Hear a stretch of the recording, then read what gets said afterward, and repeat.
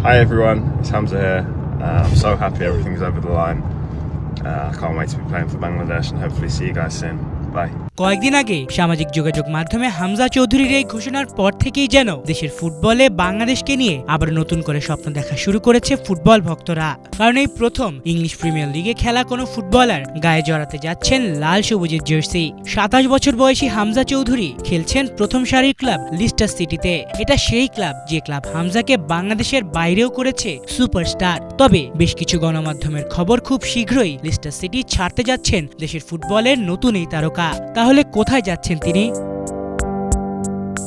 বেশ কয়েকদিন ধরেই হচ্ছিল জলঘোলা, চলছিল গুঞ্জন লিস্টার সিটি ছাড়ছেন হামজা। এবার সেই গুঞ্জনের পালে হাওয়া লাগালো বেশ কিছু ব্রিটিশ গণমাধ্যম, যেখানে তাদের খবর এবারে শীতকালীন দল বদলেই লিস্টার ছাড়ছেন হামজা। এমনকি লোন দিলে নাকি নতুন ক্লাব খুঁজেও নিয়েছেন তিনি, যে কারণে কিছুটা হলেও হতাশ হতে পারেন দেশের ফুটবল ভক্তরা। তবে হামজার ব্রিটিশ সমর্থকদের জন্য সুখবর, ইংলিশ ফুটবলকে বিদায় জানানো হচ্ছে না তার। গুঞ্জন আছে ইংলিশ ফুটবলের দ্বিতীয় স্তরের ক্লাব শেফিল্ড ইউনাইটেডের হয়ে খেলবেন তিনি। বেশ কিছুদিন ধরেই দ্য ব্লেডসের নজরে ছিলেন হামজা। এই চুক্তির জন্য বেশ মুখিয়েই ছিল গত মৌসুমে প্রিমিয়ার লিগ থেকে অবনমনের শিকার হওয়া দলটা।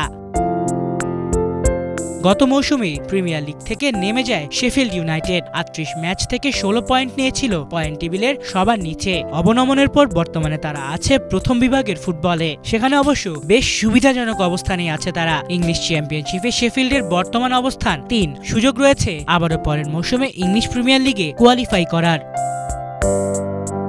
চলতি সপ্তাহের এফএ কাপের ম্যাচে পুরোটা সময় সাইড বেঞ্চে বসে কাটিয়েছেন হামজা। শুধু তাই না, ইংলিশ প্রিমিয়ার লিগের ম্যাচেও টিম কম্বিনেশনের কারণে মাঠে নামার সুযোগটাও পাচ্ছেন না। সেক্ষেত্রে নতুন যে ক্লাবে নাম লেখাবেন তিনি, সেই ক্লাবেই ম্যাচ পাবেন। আর তাহলে বাংলাদেশি সমর্থকরা হয়তো মাঠের খেলায় হামজাকে আরো বেশি দেখার সুযোগ পাবেন। কারণ হামজা চৌধুরী অফিসিয়ালি বাংলাদেশি হওয়ার পর খেলতে পারেননি খুব বেশি ম্যাচ। এদিকে বাংলাদেশের জার্সিতে হামজার অভিষেক হওয়ার জোর সম্ভাবনা আছে মার্চে ভারতের বিপক্ষেই। আলিফ Chowdhury, Bangla vision sports desk.